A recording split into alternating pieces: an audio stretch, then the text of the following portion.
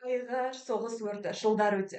Ер халық, ер ұлынан жырлап өтті деп ақындарымыз айтқандай, адамзат тарихында халық жадында мәңгі өшпес із қалдырған ұлы отан соғысы жылдарындағы қазақ ұл-қыздарының көзсіз ерліктері мен қаһармандық істері ұрпақтан ұрпаққа ұдайы жырлана берері сөзсіз.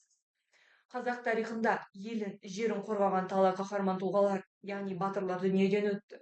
Олардың есімі еш уақытта халық санасынан өшкен емес. Халық өз батырларын мадақтай білді. Олар жайында көптеген аңыз әңгімелер, жырлар жазылды. Ғасырдан ғасырға, ауыздан ауызға жырланып жеткен жыр, әңгімелер де сол кезеңнің тарихы.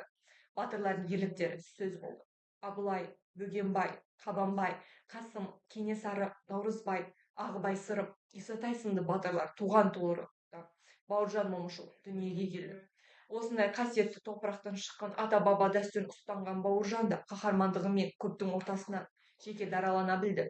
Бауыржан Момышұлы тарихи тұлға дейміз, өйткені бұл кісінің есімі ұлы отан соғысы кезінде көрсеткен ерлігімен бүкіл кеңес одағын танылды. Бауыржан кім? Ол даңқты қаһарман.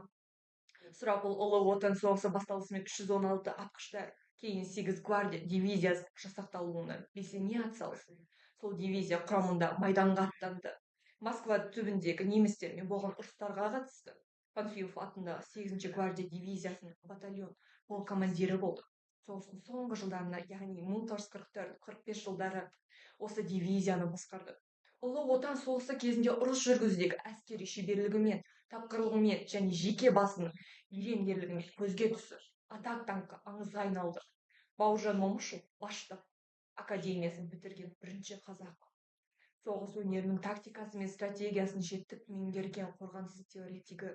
Ол елі үшін жанын аямай күрескен патриот, жақсылыққа жаны құмар азамат. Ол еңбек қызыл ту, халықтар достығы, құрмет белгісі, ордендермен, медальдармен марапатталды.